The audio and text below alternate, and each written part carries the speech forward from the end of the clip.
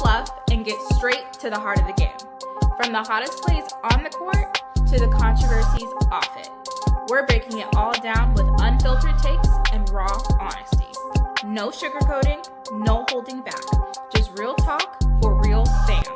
Let's get into it. Hey everybody, how y'all doing on this glorious Saturday morning? I'm here with my girl, so pretty Tony. Unc then gave us the keys to the crash out room. He said, I'm out. He said he a little sick, need to take him some tea and rub some oil on his body. Who knows what? Tulip said we finally got off the bus. Yeah, that was a long bus ride. It was a long bus ride. He over there. Pimp down, Tulip. Pimp down. Pimp down for sure. So I asked him, I said, do you want me to run the crash out room? And he said, sure. So I don't know if I'm gonna give you what Unc give you, because Unc be really crashing out. For sure he do. But you know me, I'm gonna give you information. I'm gonna talk a little bit of crazy, but I ain't gonna never be Unc. He got his own thing going. How you feeling this morning, Tony? Early, I'm feeling good. I got to sleep in a little bit. I was supposed to be up early, but you know, the D Block boy, they have us up kind of late. They go down till after 3:30, man. Me and Tony, well, we did the full court trio, and then you went over there on the D Block. Yeah, I've been up some hours.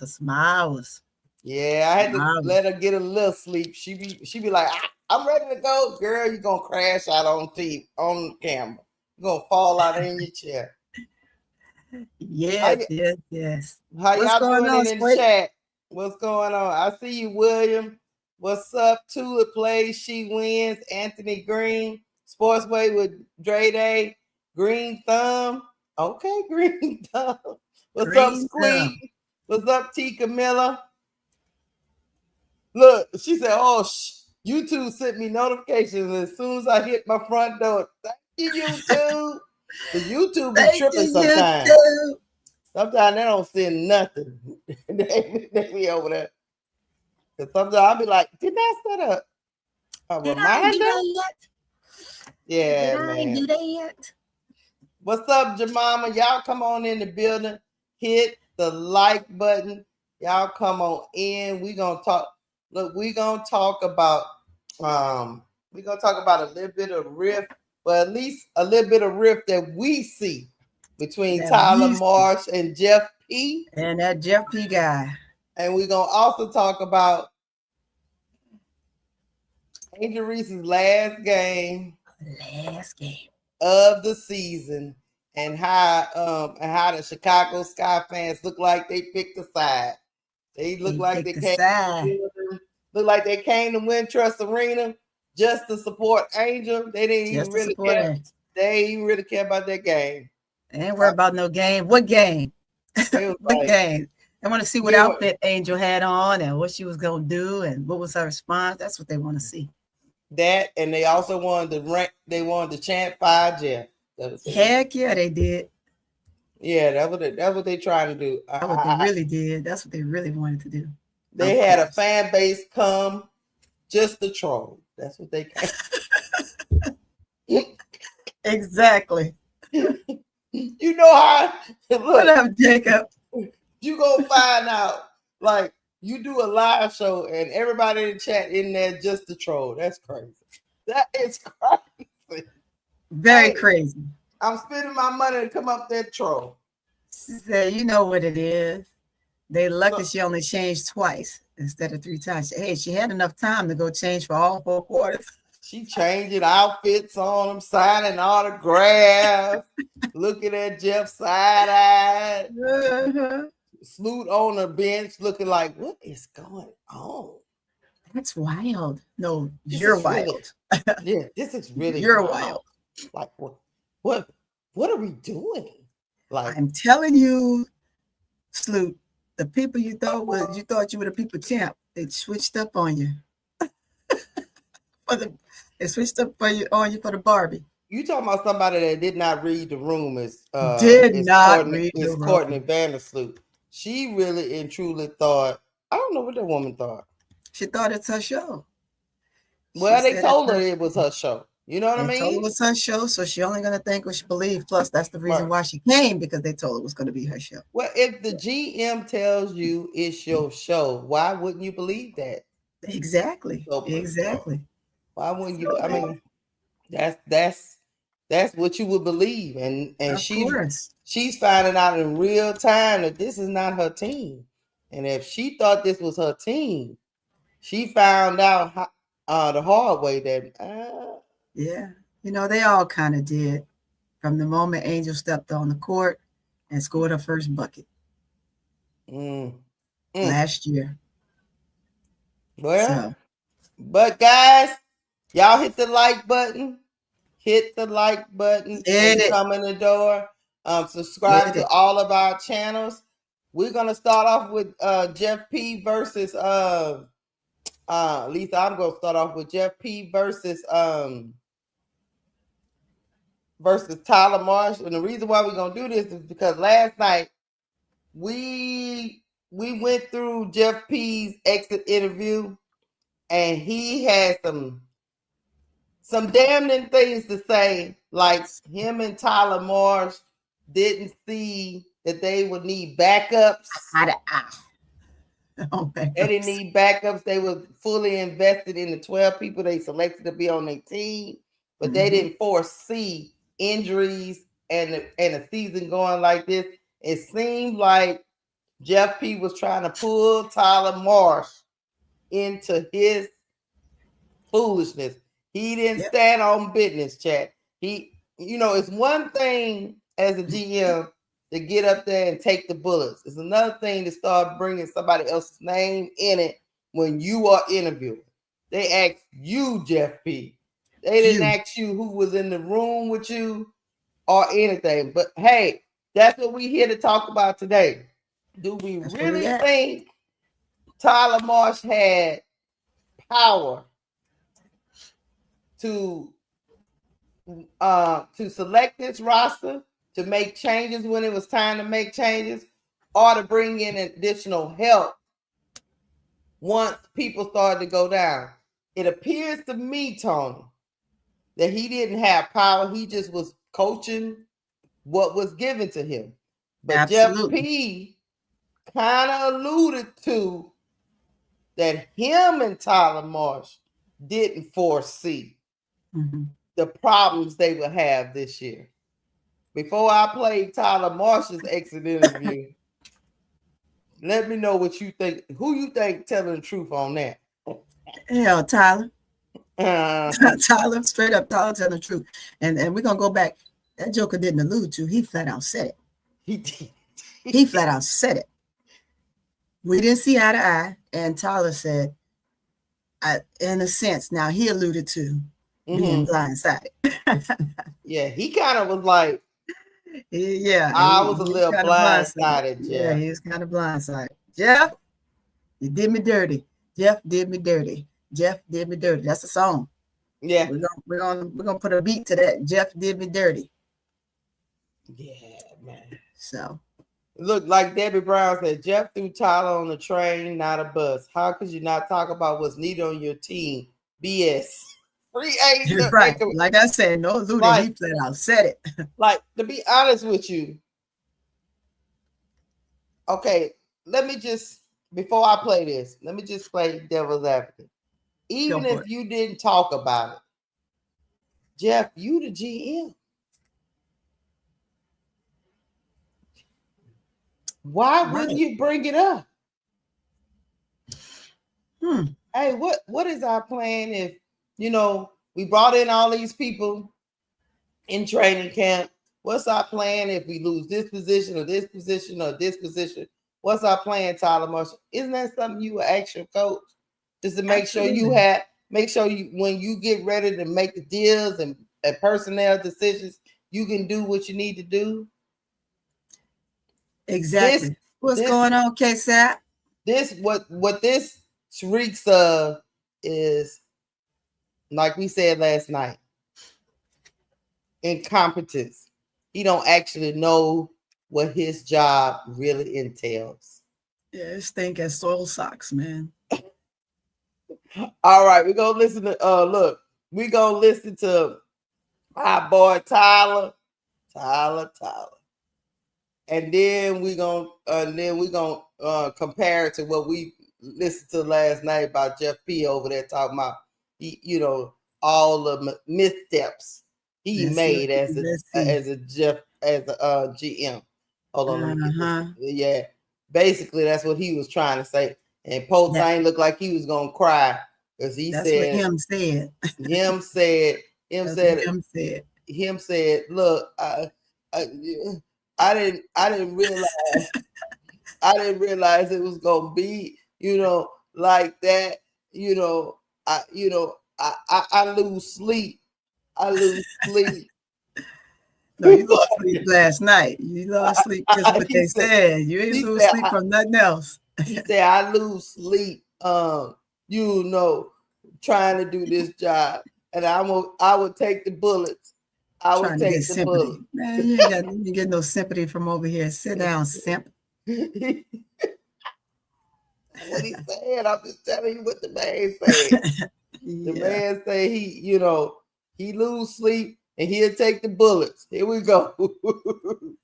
Don't take no bullets, Jeff P. Just we don't want none of those. Allegedly, that's that word. Yeah, we don't want none of that. We just want you to do your doggone job. Hold on, I had to turn my phone on because they want to call a player. All right, here we go. Let me Greetings. Here we go. Y'all come on in. Here we go. Oh, they always got this long pause. I think he about to come up here. Hold on. With no complaints. She's had stretches where she hasn't played any minutes, stretches where she's expected to play big minutes. And come on back. There you go. I think he talked to play big minutes. Trying to get it right where it started. Hold on. They playing with my emotions. There we go. The game, I saw you and Maddie have like a moment there. Anything that you want to share just in that moment, just in part, just on kind of like your thoughts on her performance? Yeah, her performance was great. I told her that she belongs in this league. I told her that there's not many second round picks that make it this far, and I told her with the team that there's no. We talk a lot about being present. We talk a lot about controlling what you can control. And for Maddie, I think she's the ultimate testament to that. I told the team it's not a coincidence that on the last day of the season that she has a game like that in the midst of what this season has been. And they see the work that she puts in daily with no complaints. She's had stretches where she hasn't played any minutes, stretches where she's expected to play big minutes. And it's a tough position for a rookie to be in. And this league, I think, is the toughest professional league in the world as a rookie because the expectations are so high and the learning curve and the room to adjust is so quick that we forget to give them grace as a player. And Maddie has lived up to those expectations in terms of what we saw when we were, scouting her in last offseason. And we're just incredibly proud of what she was able to do today, but we're more proud of the character that she's shown throughout this year. I think that's the embodiment of what and who we want this guy to be. Maddie said the one thing that she really appreciated out of you all season has been the compassion that you've shown in building the relationships, not just with her, but with a lot of players. And that's something that we've heard from Coach Nakase and Becky Hammond. Why is that something that you really pride yourself on, is relationship building, and how impactful can it be, not just in your first year as a head coach, but also moving forward? I think that's the best advice that I think that I've gotten coming into this role is that a lot of people, when they move up a spot or when they move a chair over, when they get elevated into a new role, they feel like that they got to change who they are to meet and fit the position. And I was told to make the position mine, make it fit me and who I am, and stay consistent to my personality. And my values and my morals and how I was raised. And part of that is just knowing how to treat people. And, if the worst thing that people can say about me is that I don't know basketball or my X's and O's don't work or whatever comes with the game, I'm okay with that. If it means that I got a locker room full of players that know that I care about them and a staff that knows that I care about them and will fight for them, I can let everything else go in one ear and out the other. But I just try to stay consistent with who I am. And I think that every role that I've been in, whether it's been a high school coach, a college coach, a WNBA coach, an NBA coach, a G League coach, player development, video coordinator, you name it. I think there's a lot of people that will speak to the consistency that I try to exude in terms of who I am as a person. And I just let that do the talking for me.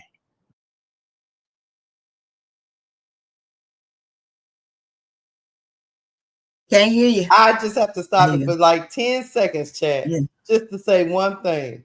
Yeah. Tyler Marsh got a little bass in his voice. You tried to put a little oomph in there. He did. He got a little bass in his voice tonight. Yeah. That's the man fed up. Never mind. Let me hit the play. We'll go to Julia, then Naomi. Please limit follow-ups. We'll go back around. Tyler, we know that a main goal for this franchise coming into this season was trying to establish this team as a little bit more of a target in free agency going into such a big free agency period. Do you feel like you guys accomplished that? And kind of what will that pitch look like as you guys get closer to free agency? In some ways, yeah. I think that I think we're still trying to find that balance, but I think that when we pitch to free agents or whomever, we got to talk about the people that we have. We got to talk about who we want our organization to be about, or what we want our organization to be about, and how we pursue that and how we're committed to pursuing that. And hopefully the transparency in that is a reflection of what our values are individually and as an organization, and that we can outline a process that kind of is identical to that in terms of what we need to do moving forward. And so those will be talks that will continue to be had moving into the off season. But right now and in this moment, regardless of the 10-34 record, I'm extremely proud to be sitting here as the head coach and with the team that I had. And I wouldn't have this first year to go any other way for me personally. Translation. The only card I have to play is I hope Angel Reese is here and I can sell her to free agents because I ain't got nothing else. I don't know all what I got do. is Angel and Camilla.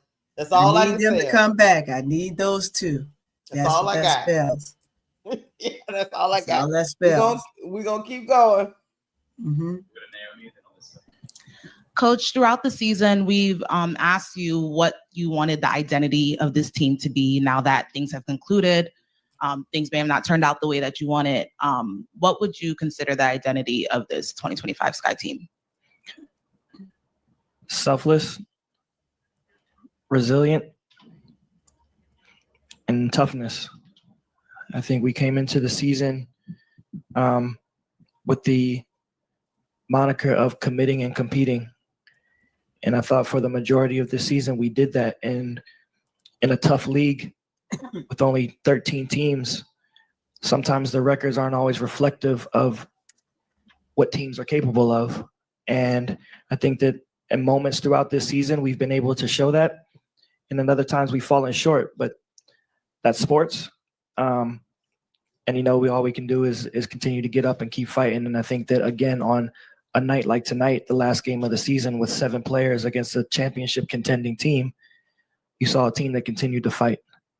And with 2 of our best players down, 3 of our best players down. And so I think that speaks to the character of that locker room as well. He was right the first time. I feel like this season you really tried to protect your players from criticism on the outside. Who in your life is protecting you? God, first and foremost. I lean pretty heavily into my faith. My family. It's one of the reasons my father's employed here, and so he better be. Oh, we know why your daddy there. We know because you needed that protection. Never. I'm sorry, y'all. No, you're right. I digress. My wife, and I think a lot of ways who doesn't even know it yet. My son. The losses don't hurt as much. The criticism doesn't hurt as much once I walk through the doors at home and I have to be dad and I got to be a husband.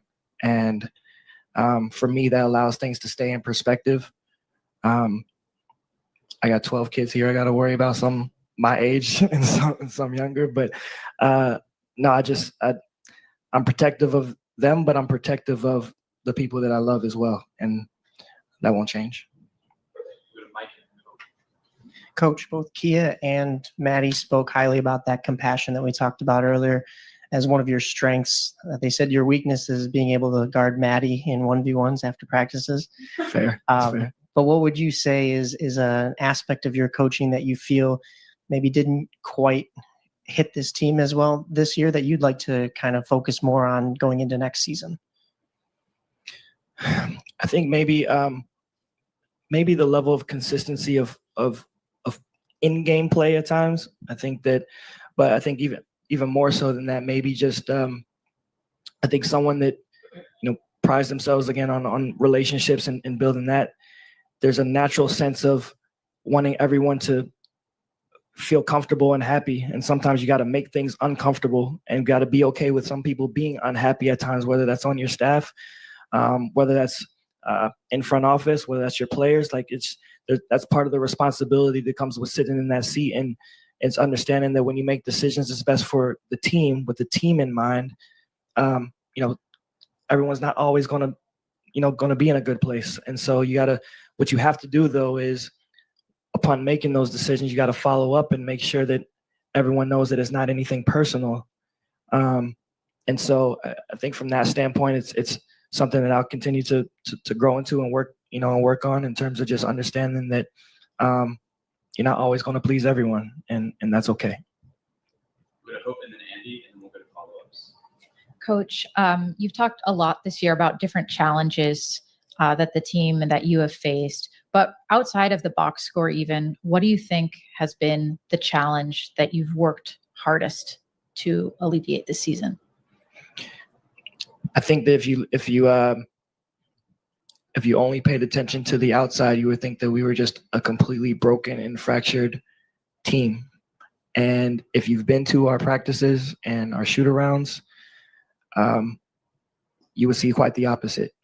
They're a connected bunch that, and for those that have been involved in playing sports, no team is absolved of going through tough times or hitting adversity in many different types, in many different forms. And I think for us and our organization, there's a stigma right now that has come with us, and not in a positive way. And fairly or unfairly, I think that for our players that fight every day for each other and for themselves, it's tough on them to have to hear that constantly when they know the opposite to be true.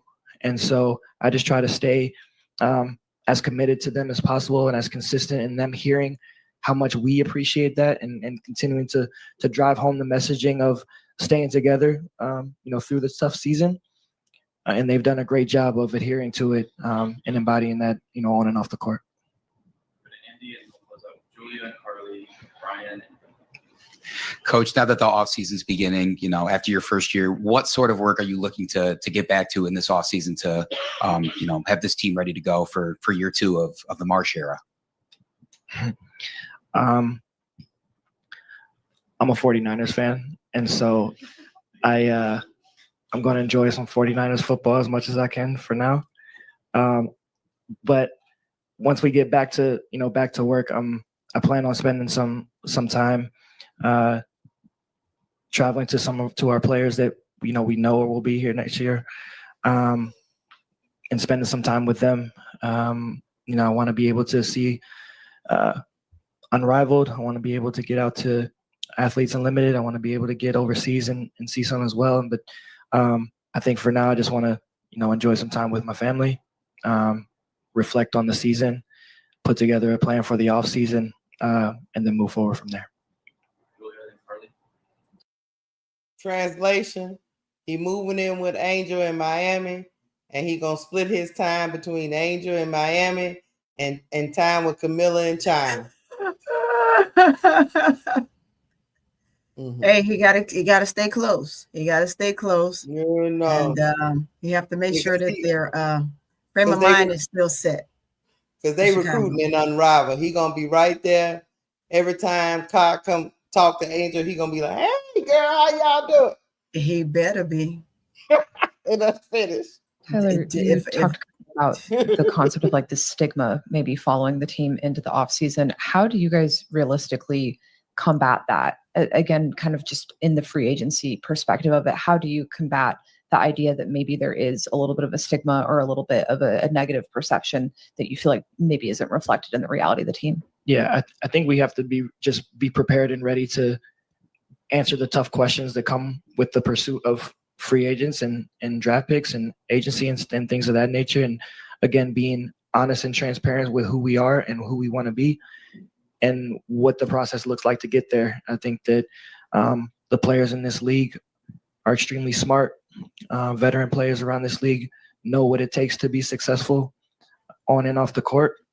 And we have to be committed to and reflect those ideals as well. And I think we are. Of your two rookies in both Haley and Maddie, what do you want to see them work on in the off season, both basketball wise and non-basketball wise? For Haley, it's health first and foremost. We want her to be as healthy as possible. She's gone several years now straight of just continual basketball. And so we want her to get healthy. I think that the balance of being a combo guard in this league looks like. So continuing to find that balance of being able to handle pressure, but also being able to stretch the floor, to read defenses, to command offenses.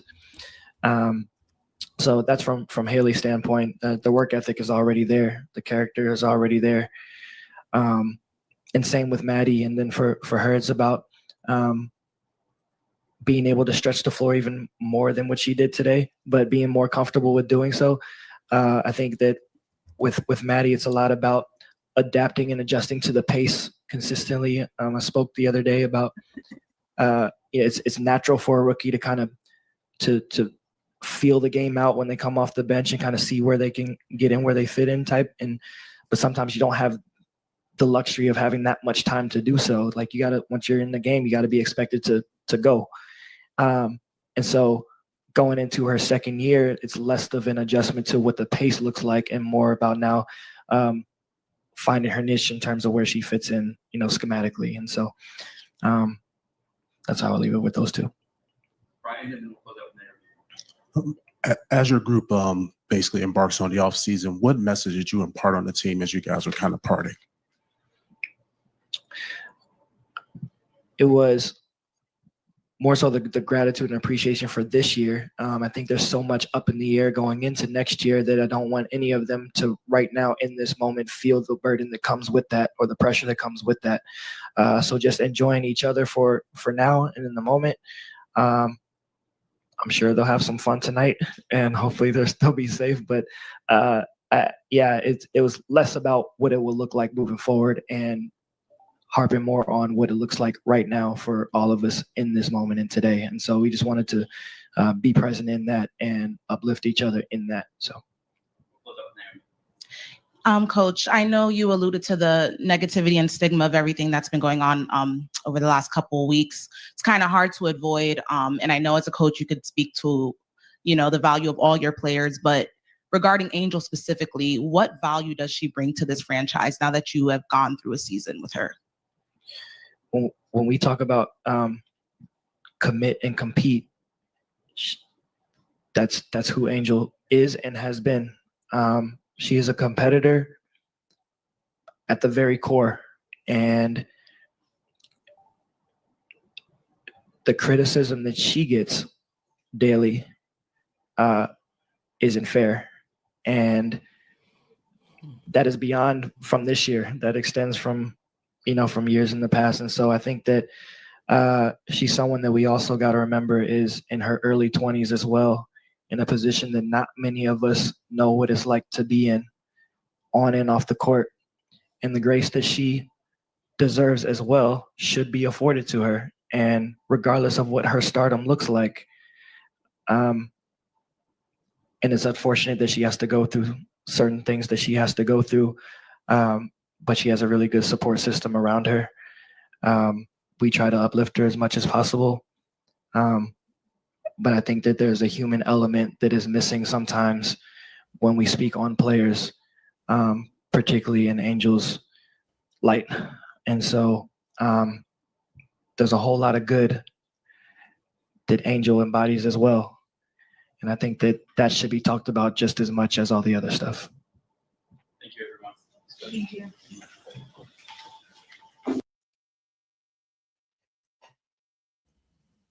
Cut. He said, what? Keisha, what? I'm going to say this. Keisha, what? Keisha, wait. I know I saw this, but I had to, it brought it back. Tyler Marsh, look, listen to me. Tyler Marsh was not ready for this debacle. He signed himself up. He wasn't ready. He wasn't ready. He still ain't ready. And he don't know how to get ready. He's still lost in the sauce. And we're still saying that we they're still protecting Angel. They're still in the locker room with Angel? Because that's not what we saw in the last 4 games. What was that, 2 weeks? What are we saying here? What are we talking about? But Tony, he chose a side in this interview. He picked a side. He did pick a side. I don't know if people paid attention, but what's going on, Brass? When they asked him, how did I know the season didn't go as planned, and I know what did you say to your team? Being in the last game, and he said, "Well, I just tried to stay present with some of them because some of them, this might be their last." He picked the side. Hoorah! He picked the side. He picked the side. Now, whether it's gonna be enough, we don't know. But he clearly picked. He didn't pick Sloop's side. He picked the side. He picked the what side. He said. He also said what he said. I need to spend more time with the people that's gonna be here. That's what he said. That's what he said. And he mentioned you heard what I heard. Chat. Y'all heard what we heard, chat. Whether y'all agree with Tyler or not, one thing I got was he picked the side. He picked the side. He picked the side. He sure enough picked the side. Now, whether that's going to wasn't Jeff's side. No. And he also talked about Jeff, about he has to learn to disagree with people and them not like his decisions and that being okay.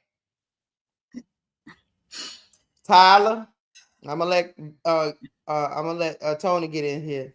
Sound like at the beginning of the season you was a yes man. Sure enough. And then things went awry, and you started cussing out refs and losing your mind on the sideline. The next thing you know, you realize ice cream ain't sweet. So Jeff was trying to give you another ice cream cone. You slapped it out of his hand and told him, "Why you lied to me?" Seemed like there's a little rift between him, because Tyler says, "Look, I gotta be better at understanding that some of the things I say, people are not gonna agree with it." And then Jeff was over there trying to throw him under the bus in his exit interview. Yeah, there's a little. He's willing to take the hit, but no, that was just a word he used. No, he don't want to take the full hit. He don't want to take the hit. He said he wasn't going to take the hit, but he tried to use the word to say that he would take the hit, but he said, I'm losing sleep. No, that's not taking the hit. Taking the hit is not to say what you're going through. Oh, he had a locker room speech? I might have to go pull that up. Definitely need to see the locker room speech because I didn't hear a whole lot of that. However, I'm stuck on this. And let me tell y'all something in the chat. I agree with 100% what y'all talking about with Tyler Marsh. I just think he didn't have no backbone at first. He was just going with the flow. He actually believed what that man told him. He found out during the middle of the season that he was going to be thrown under the bus, and the truck drove over him. That's why his dad went off. And he made a lose in this interview. That's what I got my dad here for, to help me. Exactly. And I don't doubt that he's a good guy. He's a family guy. And I don't doubt none of those things. I think he is everything he presents himself to be. Except for having, but I will tell you this is the loudest I ever seen him talk. Go on, Tony. What you think? You heard what I think. This dude sat in this whole interview and picked a side. Like we said, he picked a side immediately. Mm-hmm. But he attempted to pick the side when you knew he picked the side before the All-Star break. Right? Uh-huh. Right before the All-Star break, you saw. Yeah, he went down at the All-Star, didn't he? Mm-hmm. Yeah. He was down there doing the All-Star break. So slightly before the All-Star break, you saw him try to start getting engaged more in the games, trying to coach a little bit more and pulling the reins from Jeff, because you could see in the beginning, Jeff was controlling the narrative all the way through. Mm-hmm. And Tyler just stood there like a robot, like, which way do I go? Which way do I go? I'm not understanding what you want me to do. Where am I? Right. And they were losing big time. And Angel didn't know what to do and where to go. And Sloop at the time was running the game, each and every game, how she wanted to run the game. Although she was trying to run the sets, it was based around her and how she was going to get the ball to Camilla, but more so how she was going to shine. Let's not forget that. The tide started to shift because you got to figure out how you're going to get Angel involved. Angel standing at the top of the key, holding the ball. Oh, she's just going to stand there. She's going to pass the ball. Everybody's upset. Everybody's angry. Why isn't Angel doing more? Why isn't Angel taking the shot? Why is Angel just standing there? Remember all those conversations? Angel's not facing the basket. Angel's not taking a shot. Angel's wide open. Ariel Atkins standing down in the corner over there. She's not doing anything. Because why? They're running the plays the way Jeff wanted them ran to appease who? 2 players. Mm-hmm. 2. Just 2. No one else was involved in those plays. So now we're still going to run those plays, right? And we're going to try to get others involved because on the outside at the top of the key, we're going to get Rich Banham the shot. We're going to get Slew to drive and kick. The drive and kick is going to get Camilla the ball because Camilla going to make it happen on the inside. But Slew, if not, Slew going to take the jumper. She going to take the midi. But on the outside at the top of the key, we're going to have Banner take that shot up at the top of the key because Angel just going to be a facilitator. She's just going to pass. And down in that corner over there, that's where Ariel Atkins is sitting over there in that corner down there. And that's where she going to take the shot. That's why she wasn't involved. You got to pay attention, guys. That's exactly the way it was. And it ran like that for 8, 9, 10 games straight. Even in the preseason games. So now Sloop goes down. Sloop goes down. Now the sets got to run differently. Now everybody got to get involved in the play. Now it's time for Angel to take over. Angel needs to do more, he says. Now Angel got to do more. When Sloop goes down, Angel got to do more. But Angel didn't have to do more when Sloop was playing. Go figure. Mm-hmm. Now you want Angel to be involved and do more.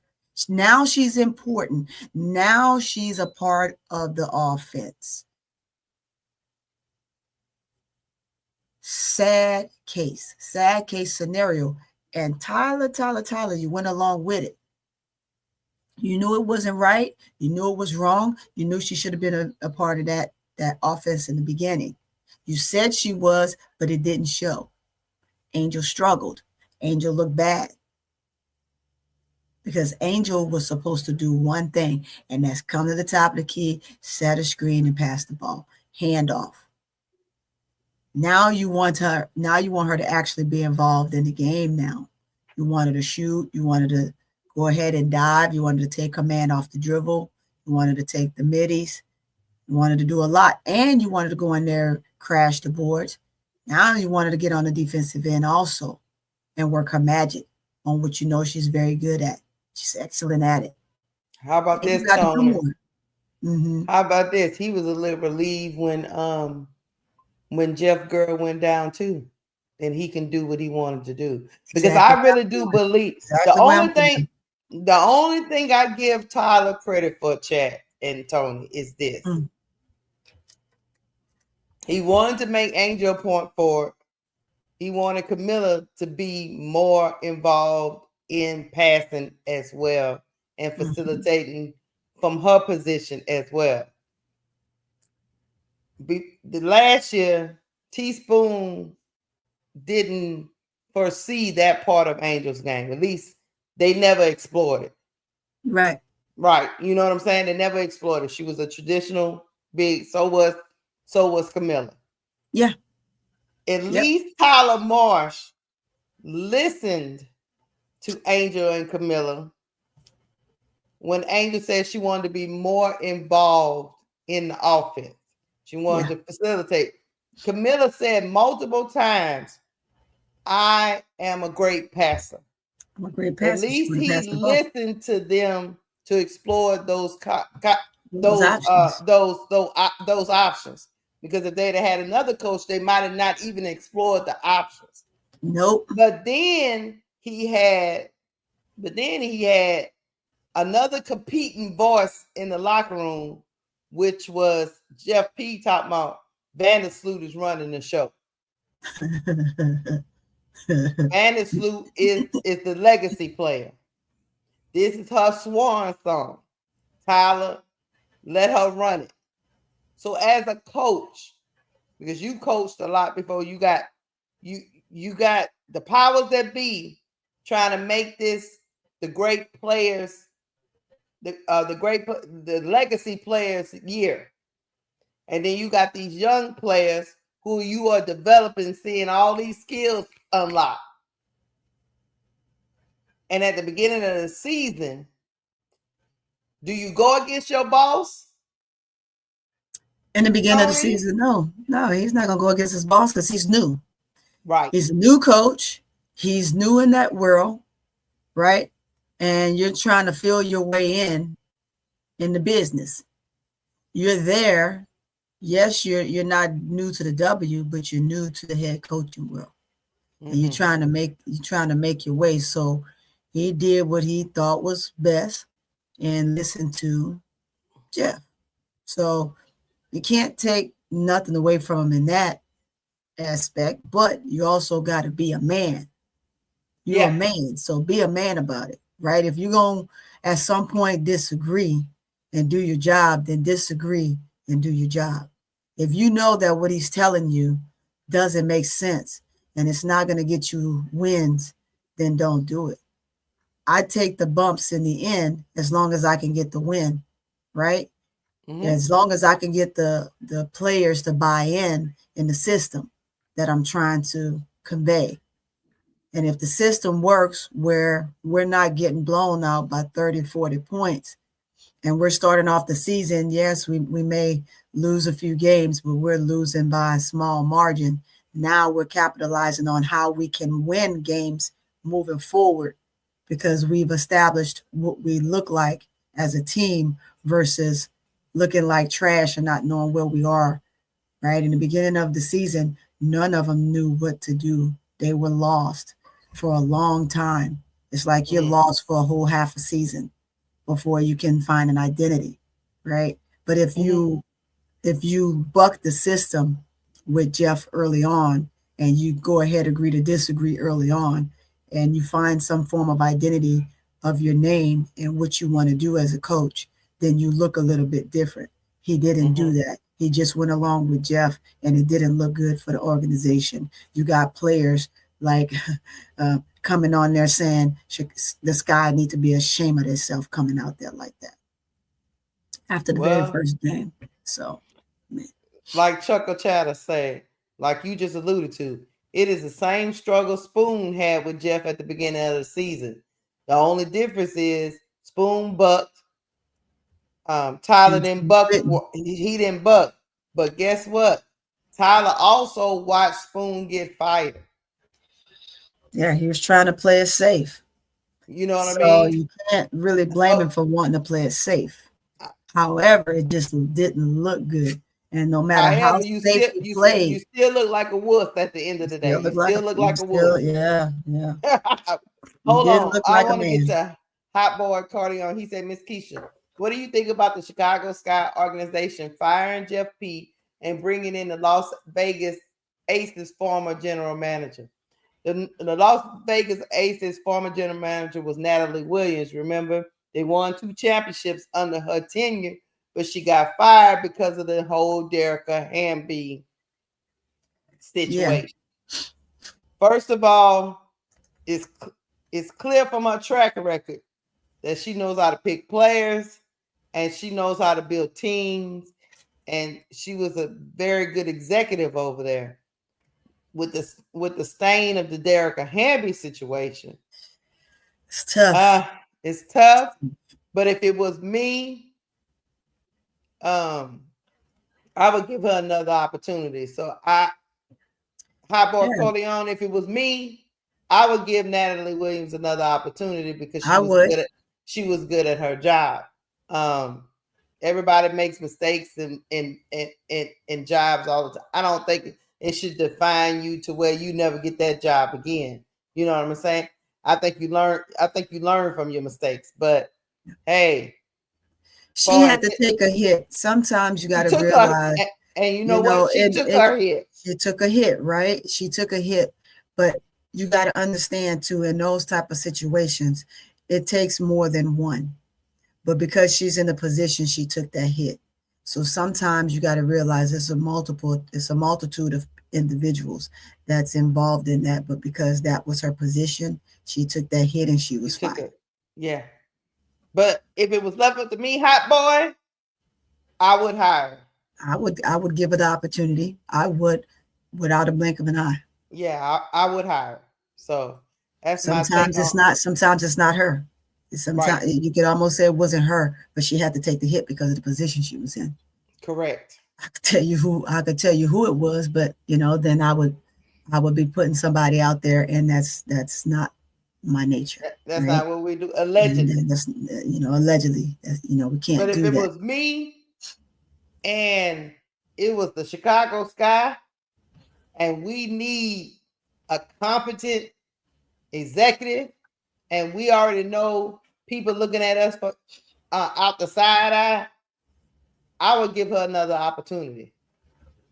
But would the Chicago Sky want a black woman at the helm?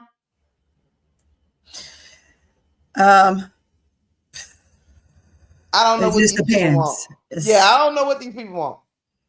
That depends. I mean, the stain that and since you said that, the stain that the league has, or the stigma that the league has right now at the helm of African American women being the lead coaches right now, given what happened the last 2 years, with there being a ton of them, right?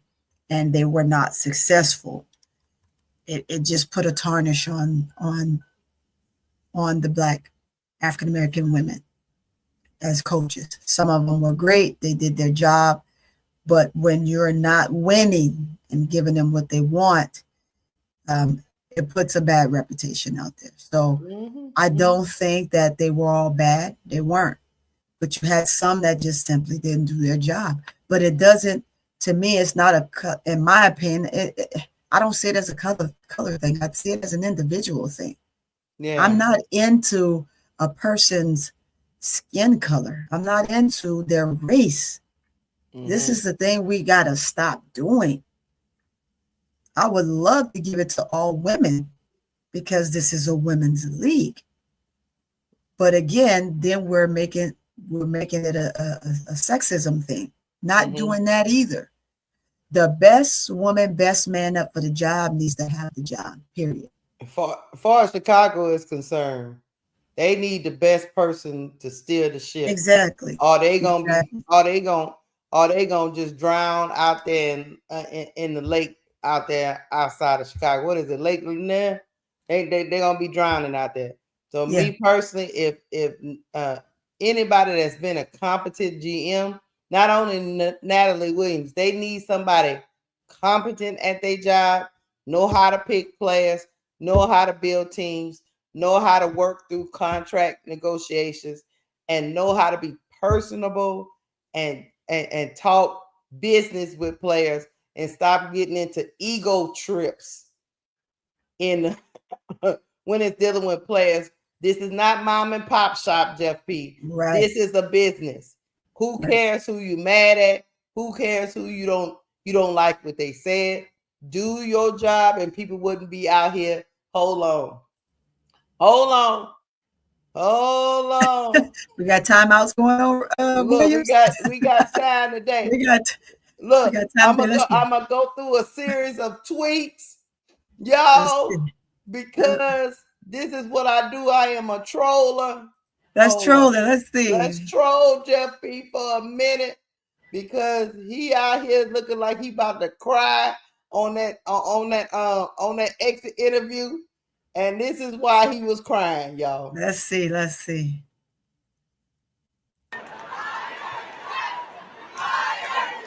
Oh, that guy, he like the band director. It's a female.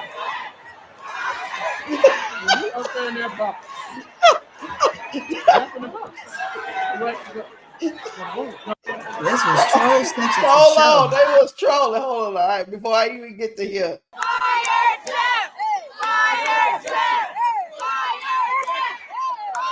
That girl over there rocking.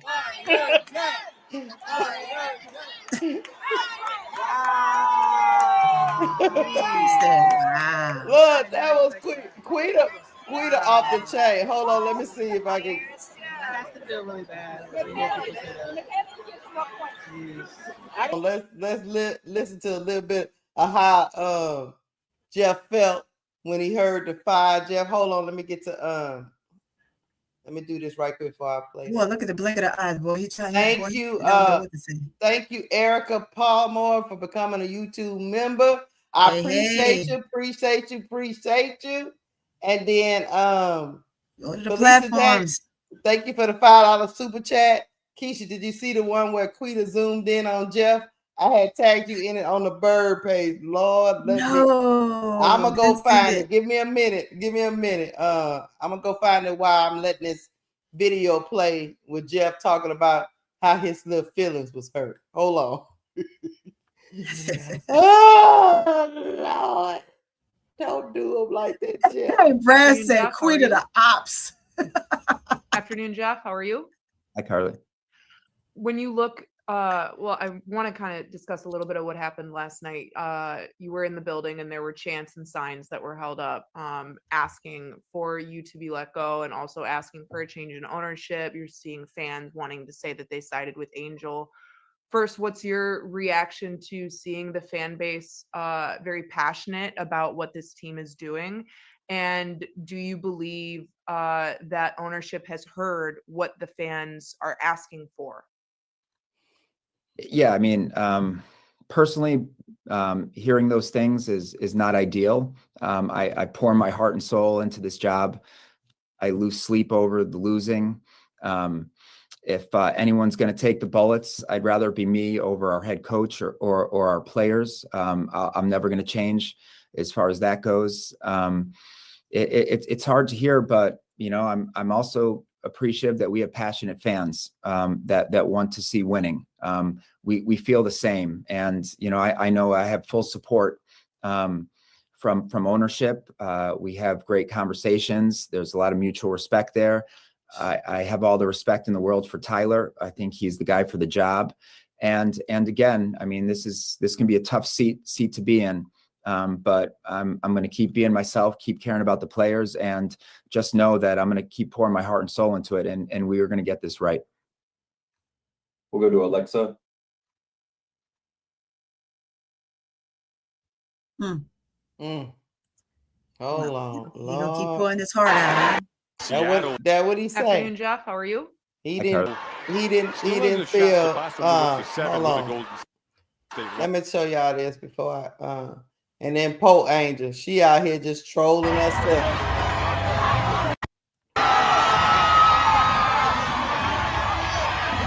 Chicago done chose a side. They showed everybody. They showed her whole team. They chose a side. They said we rocking one way. We rocking one way.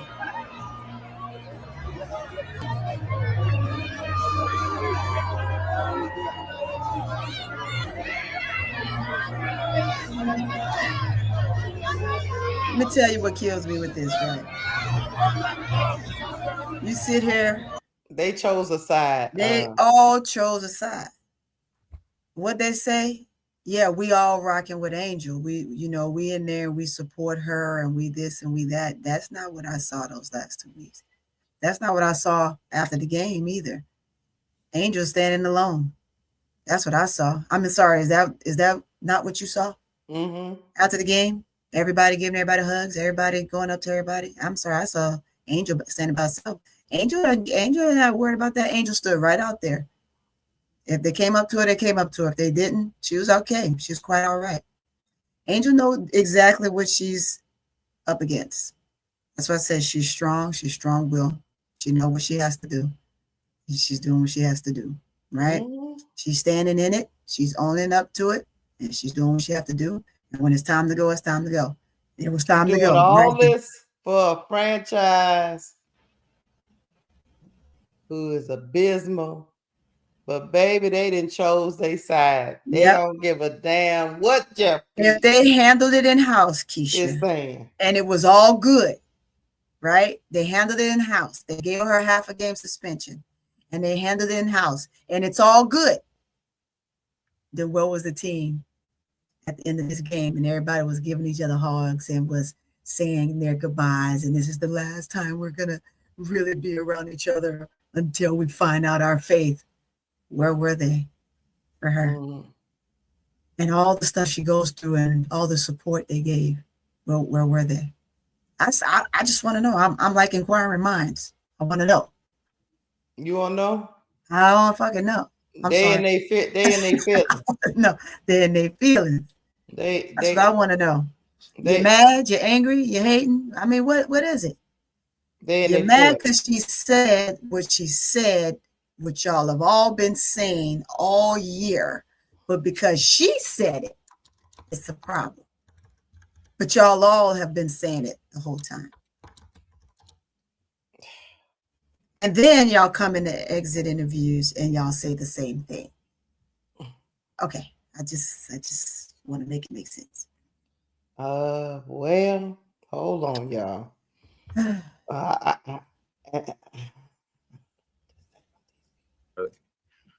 Hold on. I think, and then on top of all that, the 2025 WNBA peak performers, Alyssa Thomas, 9.2 assists per game. Asia Wilson, 23.4 points per game. And Angel Reese, 12.6 rebounds per game. That's right. By the WNBA. So by the WNBA. These people. You can't tell me nothing else. This girl earned this right here. She earned this. Yeah. She earned this. And you're lucky. Just imagine had she played the other 14 games that she missed. She'd have blew it out the way. That would have been a record that stood that nobody could catch. And had she been on top of her game the first 8 games, so 14 plus 8, it's 24 games, guys. I'm sorry, 22 games. Look at that. Tell me, would that have been a record nobody would not have been able to chase for a long time? A long time. Even as good as Asia is, Asia would have been able to catch that record. No. Because Asia ain't worried about chasing that record. Asia's just worried about being great at whatever she's doing at that time. She just want to be the best. And rebounding, if rebounding comes along with it, it comes along with it. Scoring is it. She just want to be dominant in whatever she's doing. She's not depicting one entity. Angel's not picking one entity. That's just what she's best at. Go figure. AT's not picking one thing. That's just what she's best at. That's just what they're best at, guys. They're not picking one thing. That's just what they're best at. Man, I feel bad. Hey, y'all, I'm about to show y'all. I found it, Felicia Daniels. Because I'm a troll. I am a troll. Troll up. We got time today, boys. Saturday. We got time today. Hey, Brass. What's up, Brass? Jeff P. You miscalculated this whole smear campaign. It has backfired on you. We got time today. It has backfired on you spectacularly. Oh, my God. Here we go.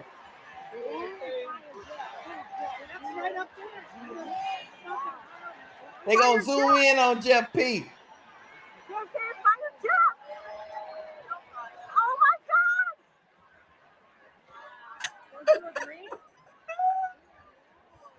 Oh, that face looking sour. Oh, wow. Jeff up there like. Oh, who is that with him? Boy, look at him with him. Boy, I don't know who that is with him. They like, oh, wow. But Jeff, he started leaning to the side like it's like Tony, you sitting right there. And they said, screw Tony. I'm like,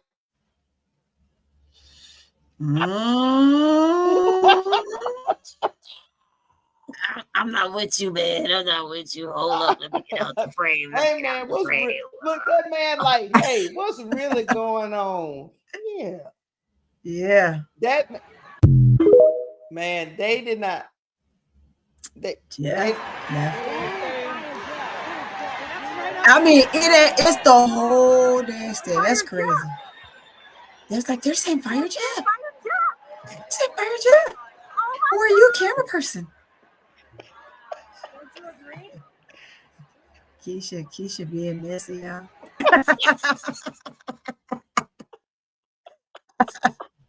Oh, Tika Miller said that's the president, Adam Fox. Oh, man, I could barely tell who they was. Okay. Somebody said, you know what? I'm about to zoom in on the skybox. Well, there you go. Well, Adam, there you have it. You were in living color. Next thing you know, Adam said, you know what, Jeff, I got to go talk to Mike Alter. You in living color. You heard it. We got to from go all have the a horses' conversation. mouths. Like, you told us they was going to come down on the player and they was going to turn on Angel Reese. These people ain't turned on Angel Reese. They turned on you. If that ain't power of a 23-year-old, I don't know what is. I told y'all. Hey, chat, I've been saying this since the beginning. Watch and learn. Watch what Angel Reese does without saying a word. This is the power of this young lady. She don't have to say anything. She's a power within her own right. She's earned it. She's earned it. She's being unapologetically her. She's done nothing wrong. The vitriol she get is unreal. It's unreal. He shouldn't have drafted her. If he wanted to be the superstar in Chicago, he shouldn't have drafted Angel Reese. He wants to be the superstar, and he's just he is not a player. But he wanted to be the star. He wants to be the star. Look what I got. Look what I created. Look at me. Yes. I did this. Like Coach Carter movie. I did this shit. Me. Yeah. No. I did this. Look. You are not Coach Carter, man.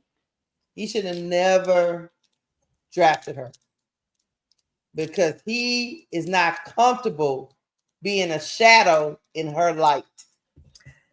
And that's what the other coaches didn't want, i.e. as to why she continued to go later in the draft. But she was supposed to be in that top 3. But whatever, I digress. And see, Spoon wasn't intimidated by the light. Spoon had her own light. And all those that decided they passed up on it, shame on them too. And they're all regretting it too. Yes. Because they did not think. They didn't want this moment, but they wouldn't have had this moment had they picked her up like they were supposed to. Right. Because their team would have already won, i.e. Lynx. I'm just gonna tell you, Lynx, you would have won last year. You wouldn't have been you wouldn't have been mad at New York for winning the title and saying that they cheated you out. You know, hey, I'm just saying, we knew, and Angel would have known that Fee was it. She wouldn't have came in and stole Fee's thunder. She would have enhanced Fee's thunder. She would have did her own thing, rightfully so. But hey, that's here nor there. What's done is done. And what's done in the dark comes to the light, and here we are. You know who else messed up? Who that? To my LA? I'm talking about, look, let me tell y'all who was in the top, 10 of that 2024 draft. We all know the Fever was number 1. But then you have the Sparks. Granted, I think she would have fit with the Sparks too. Yeah. Angel would have.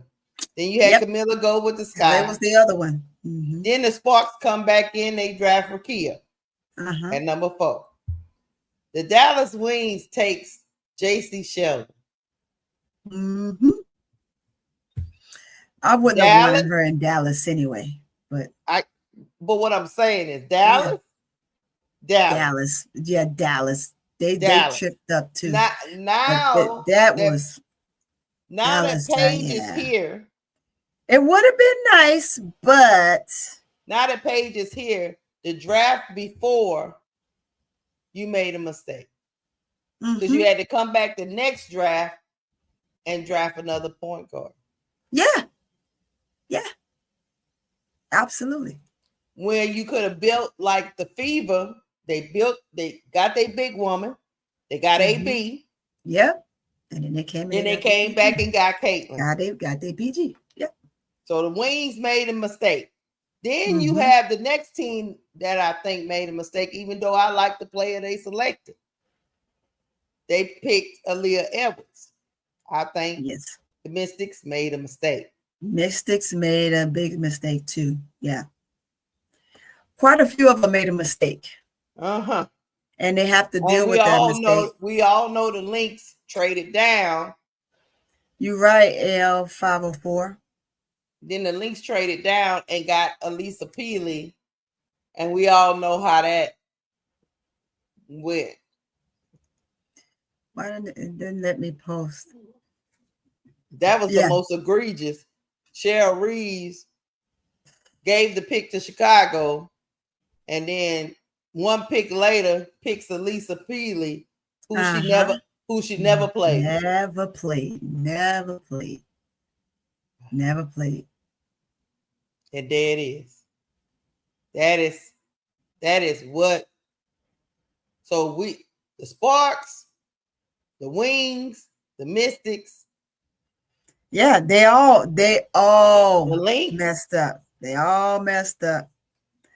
They all messed up. They all messed up. Yeah, AL 504 say Kurt Miller won an Angel from day one.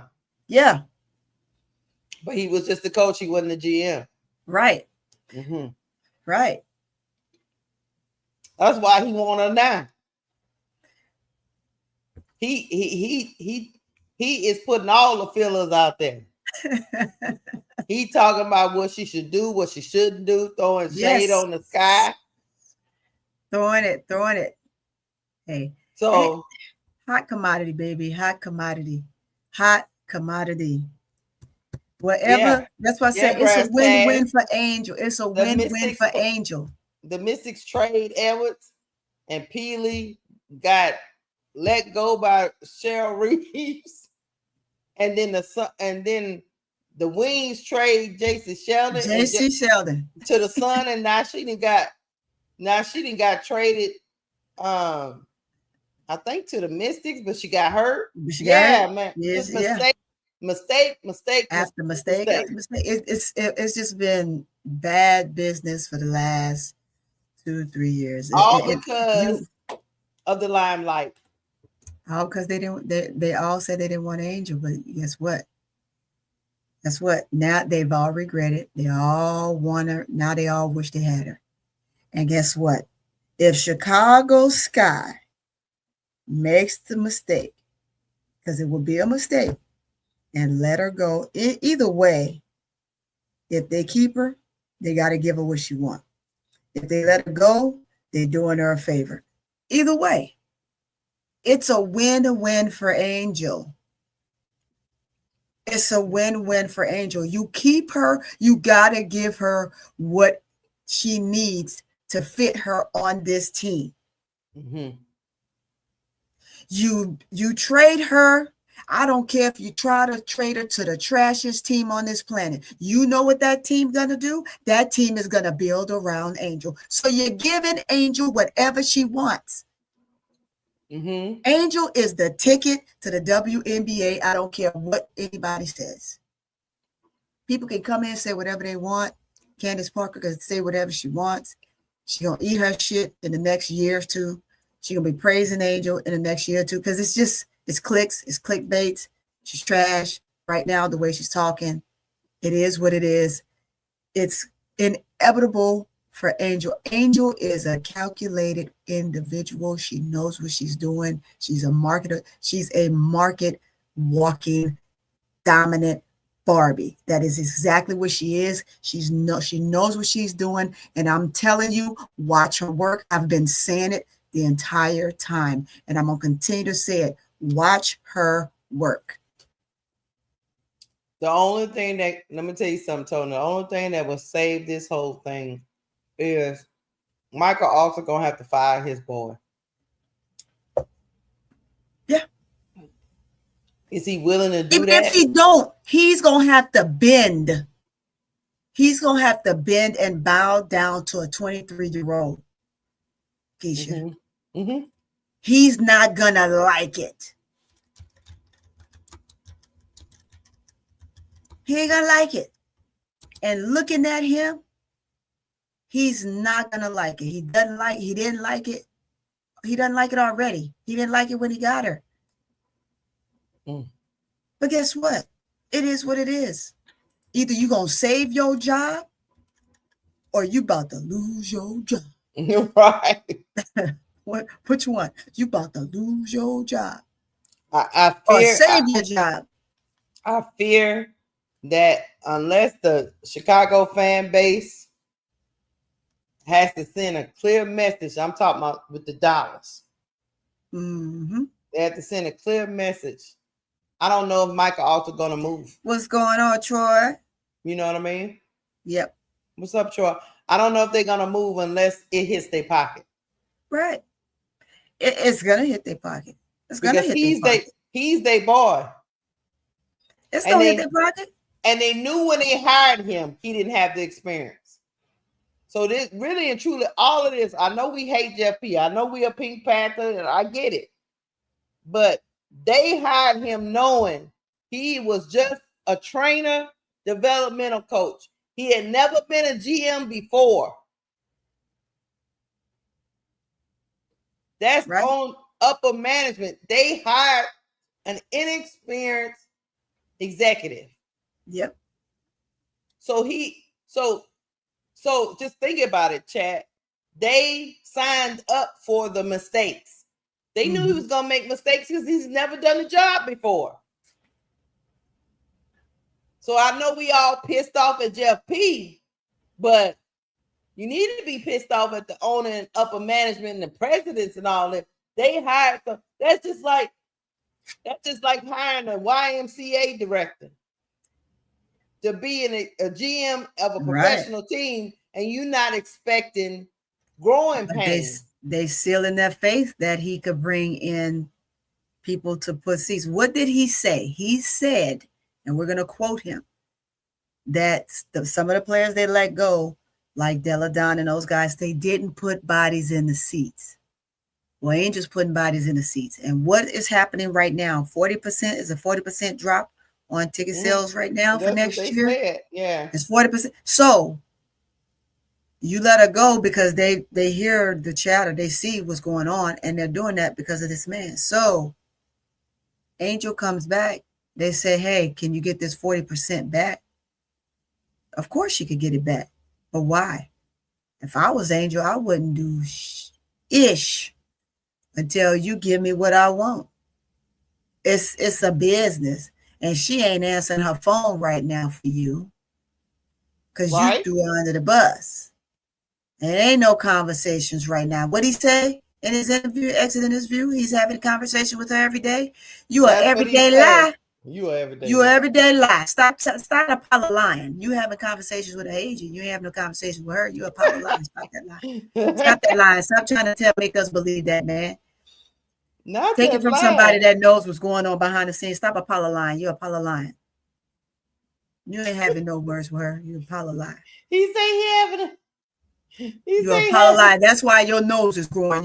You worse than Pinocchio right now, man. Stop Apollo lying. And her agent gonna do exactly what she say do. And her agent, as a matter of fact, her agent ain't even got to talk to her. Her agent speaks for her. Hey, you're Apollo lying. Jeff P, stop letting that nose grow, man. Stop letting that nose grow. You poking the screen when you telling them lies. Cut it out. He said, cut it out. Cut it out, man. Cut it out. He said, cut it out, man. Cut it out, man. Cut it out. Look, Jeff P. I and then he had nerve enough to say in that exit interview, I'm gonna talk about this before we go. He got nerve enough to say in that exit interview that that he'll take the heat, he'll take all the heat. He'll take all the heat. You Apollo lying again. Boys, I'm telling you, my eyes. And it's still that he in the pursuit of championships. Even with the allegedly, that's what he said. Even with the situation we had this year, we will always be in the pursuit of championships, and we still, what did he say? We still, we know we have to improve the roster. Wait a minute, Jeff. Ain't that the same thing? Same thing Angel said. That's what she said. But you suspended her half a game for saying it.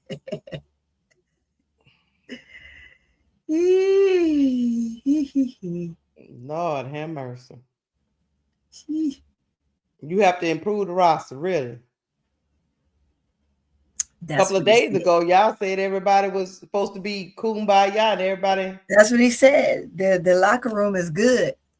That's what you said, but that's not what I see. Boy, how many lies y'all gonna tell right now? A lot, apparently. They don't mind lying. God damn, they lie more than I ever seen in my life. Lord Jesus, just say you don't know what you're doing. You done poked about 3 holes in my screen on there. Cut it out. You're Apollo lying. They missed the playoffs again. Lost more games than they did last year. It embarrassed yourself. So do you fire yourself? Because that's what you fired Teaspoon for, right? Not making the playoff. And having a toxic locker room. As you fired Teaspoon for. And then had nerves you to fire say yourself for not going to the playoff twice. You blame the coach. Shame on the coach. Second year, who do you blame? You should be blaming yourself because you made this roster right here. You made this roster, Jeff. This was done before Tyler came on board. Hey, man. Tyler came on board when y'all were looking at the draft picks. Before as the other players, up that's in here. you. We about to go. Why is you done rolling up brought in your here? old crazy self in here, your 9. Look, man, where you been? You said you Hey, couldn't y'all, talk. look who done came in the Why is building. you up here? I'm so sorry. I just wanted everybody to know ain't nothing funny happening. I got no voice. I'm so sorry, everybody. I'm under the weather. And these 2 minions is handling the business. And I'm going to make sure that everybody know that I am the man and they are minions, okay? You So I'm just your going to let y'all voice. know I got no voice. I'm sorry, y'all. I love y'all. I'm getting out of here. Brother Will, kill everybody. I'm gone, Jeff P. All right. We coming for your ass, all right? We coming. Okay, bro. Okay, bro. We got you. Good job. Tony, I'm going to get you, all right? I'm got you, okay? I'm gone. Goodness, y'all. He called in like he was trying to prove to his boss came in the that house. he was sick. And he's gone down. He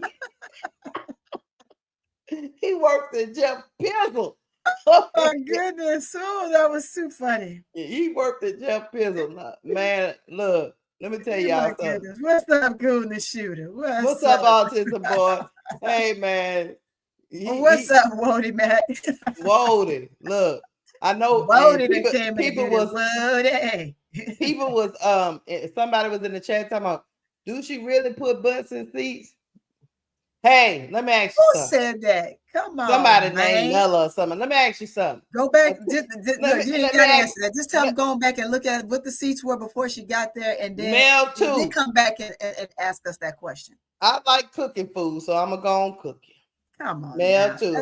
That's a dumb question. Let me ask you something. This is a women's league that a lot of people out there say people don't want to watch, right, Tony? Yes. This is a women's league that they say people out there don't want to watch. This is a 10-34 team that lost so many games by blowouts. Right. And still having fans come to their last game to holler fire Jeff P. If that ain't putting butts in seats, because nobody wants to see people lose. Nobody wants to see her. But they gave her a standing ovation when she came in. Sustain your attendance at United Center and all that throughout a horrendous season. Yeah, she did nothing. Who wants to pay to go to United Center to see Chicago Sky get their head beat in? The Sky fans went. Angel didn't even play. Don't come here talking about that was no Indy. Come on, cut it out. Cut it out. Cut it out. Cut it out. We're not talking about Indiana. We ain't talking about no Indiana. Cut it out. We're not talking about Indiana. You made Cut the it out. comment Go about back. putting butts in the seats We for say Chicago butts in the seat Sky. for Chicago. We ain't talking about you and your little precious person. We're not talking about that. Don't come in here with that. We're not talking about that. This is a different platform. Hold on, Tony. Caitlin didn't play. Angel didn't play in that United Center. I'm talking about all the other games for the Sky when they are 10-34 getting blown out by 30 and people butts are still in the seats. That The arena should have been empty after about the 15th game because all of us knew they were going to get their ass whipped the whole season. And people continued to come. They just trolling. Whoever this Mela person is, they just trolling. They trolling. Their attendance is still up. They troll, baby. Yeah, but don't even adhere to that. Their attendance is still up. Even how that's a troll. That's a troll. Went. That's a troll. Let that troll go. And thank you, MR. And that's a troll. And add insult to injury, Mela too. Hey y'all, don't engage with that. That's a troll right there. That's a troll. Look. Because if they really got their history and they really watched it all, they would know what they're talking about. That's a troll right there. Don't even worry about it. That's a troll. Keep moving along. The ticket price is skyrocketed with them losing. Yeah, that's a troll right there. They don't know nothing about they really don't know anything about ticket sales. They heard something on the internet and they continue to follow that trend. So that's why they're talking. They don't really know much. So that's a troll. So let them keep. All I know is if you're a losing organization, most of the time the seats are empty. Mm-hmm. That's all I know. Exactly. That's all I know. But hey, y'all. Yeah, that's a troll. Let that troll go.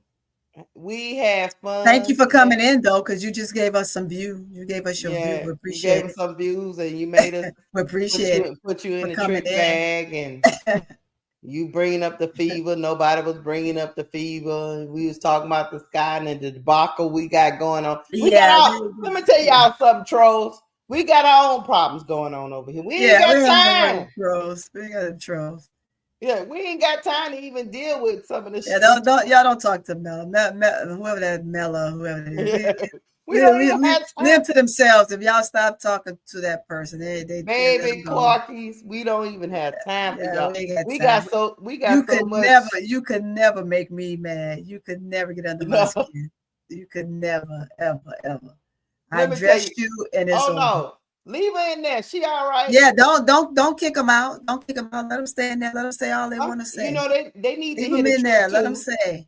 Yeah, they need to hear the truth. I would say this. We got our own problems over here. We ain't got time to, as fans, we ain't got time to be worried about. We trying to fix our own team. We ain't got time to be worried about what's going on everywhere else. Yeah. But I will say this. The Mystics, the Sparks, and the Lynx and the Wings made a mistake. Of course they did. And that's why they and every year the girl plays, that mistake just looked more and more bad. Exactly. But we about to get up out of here. Tony, thank you for being up here with me with the troll. Always. As a matter of fact, hey, go ahead on over to my channel, Mela, whoever you are. We can have plenty of conversations on my channel. I'm gonna eat your ass alive over there. Come on over there and join me over there. So pretty, Tony, at Court Vision, and see how long you last over there. Come on over there. Why not? Come join me. Go and hit that subscribe button. We're gonna have some fun over there. Shit. We had some fun over there. For real. All right, I believe in responding. I hadn't said this enough. No, hold on. Let me go check. Because I actually got so involved in the conversation. I need y'all to hit the like button. Please. Did you hit do the like button? Yeah, I forgot. I got the Nope, you got time. Okay, hold on. Let me give you where is Bro Claude? Bro Claude don't never have his stuff. Oh, maybe do. Okay, here we go. Underdog Fantasies is the best way to do play-by-play fantasy sports. Let me tell you about the simplest way to get in some WNBA, NBA action. Find players, pick higher or lower, and win some extra cash. Pick between 2 to 5 players to fill out your pick'em entry. Get every pick right and win some much-needed cash. Use promo code CLUBCK and receive up to $1,000 in bonus cash. Now that it's football time, follow Player Club with Claude and Keisha as I, Devon, share my picks. Pick your player, choose your amount, win money. Make picks, win cash. Thanks, Underdog Fantasy, for the partnership with us. And thank you for using promo code ClubCK on Underdog Fantasy. All right, guys, please hit the like button. Please go subscribe to our channels. They scrolling at the bottom. Subscribe to me, Cut the Ish, Real Talk Sports. I'm Keisha. So subscribe to So Pretty Tony at Court Vision. She's at So Pretty Tony 7237. Also subscribe to my brother, Bro Claude at Steady Servant ENT. He is the Crash Out King, but a pimp is down. A pimp is down. So you got the ladies today. I hope y'all enjoyed the show because we had fun rocking out with y'all and trolling Jeff Piffle. But y'all, y'all hit the like button. Tony, you got anything else you want to say? Hey, man, it's always a pleasure. I appreciate you guys. Hey, chat, love y'all. Love the support. Love the energy. Love the commentary. Hey, I'm just grateful for being up here. Thank you, Keisha. Thank you to KSAP. Thank you to the family. I appreciate you all. Hey, ADP. William, it's always a pleasure, man. I tell you, you're always in the house. ADP, hey, T. Camilla, Tiffany Cole, all of y'all. I see y'all everywhere. I love the support. I love it, love it, love it. I see you every now and then. There, where you at? Where you at? Where is he? He done left up out of here already. Did y'all kick him out? Who? Where's our people fan? Where's our people fan? Where you at? Where you at? Oh, Wody Mac. Yeah, Wody Mac. You know, oh, you talking about Wody? Yeah. Wody, but you know what? Wody, he loves people. Wody loves everybody. He be dipping in and out. He dipping in and out. I like Wody. Wody's cool people. Wody's cool people. I like Wody. Wody stick up for his people, but Wody is for everybody. Felicia's always in the house. Andre, I like seeing everybody. AL504. You know, I love seeing our Be Will, especially Brass. I just want to make sure I continue to shout everybody out because they're always in the house. Drexter. Thank you all always for being there, supporting. I've been out here now for a month strong with everybody, showing my face. I love the support. I'm at 160. I appreciate you all for showing me the support and the love. Hey, anything else out there? You say, hey, So Pretty Tony, I want to see you cover this. I want to see you do that. Hey, by the means, go ahead and shoot that in the DMs, and I got you covered. Thank you. One last thing before I leave tonight, I'll be live. My Tigers is taking on the Florida Gators.